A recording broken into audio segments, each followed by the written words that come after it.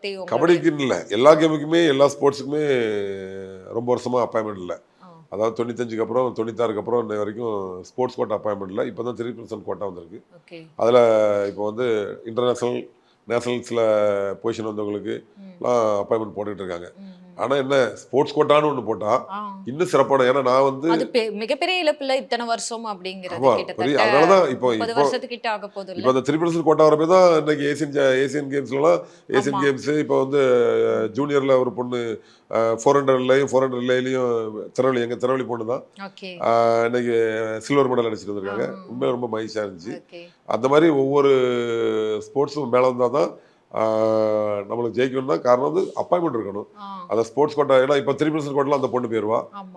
கார்த்திகாவுக்கு அவள் age வரச்சுல S. அவளும் போயிடலாம். ம். இந்த மாதிரி வருவா. அவங்க வந்து ஏசியன் கேம்ஸ் போனாங்க. ஆனால் வந்து ம். ஸ்டேட் வாங்கினாலே அவங்களுக்கு வந்து அப்பாயின்மெண்ட் கொடுத்தா தான் ஓகே. நம்ம இன்னும் டெவலப் பண்ணுவோம். ஏன்னா நான் வந்து தமிழ்நாடு ஸ்டேட் வாங்கி தான் அப்பாயின்மெண்ட் வாங்கினேன். ஓகே. தமிழ்நாடு மின்சாரத்துக்கு வந்ததுக்கு அப்புறம் தான் என்னால வந்து ஆ. அடுத்தால ஏசியன் கேம்ஸ் போக முடியுது. புரியுது. ஏன்னா நாங்கள் வந்து தக்காளி பழம் ஆப்பிள் வாங்கி சாப்பிட்றதுக்கு என்கிட்ட காசு இருக்காது. ஆ. அதுக்கு பதிலாக தக்காளி பழத்தை 2 கிலோ வாங்கி வெட்டி போட்டு அதில் கருப்பட்டியை போட்டு சாப்பிட்ருவேன். Oh my அதுவும் God. சத்துன்னு சொல்லிட்டு.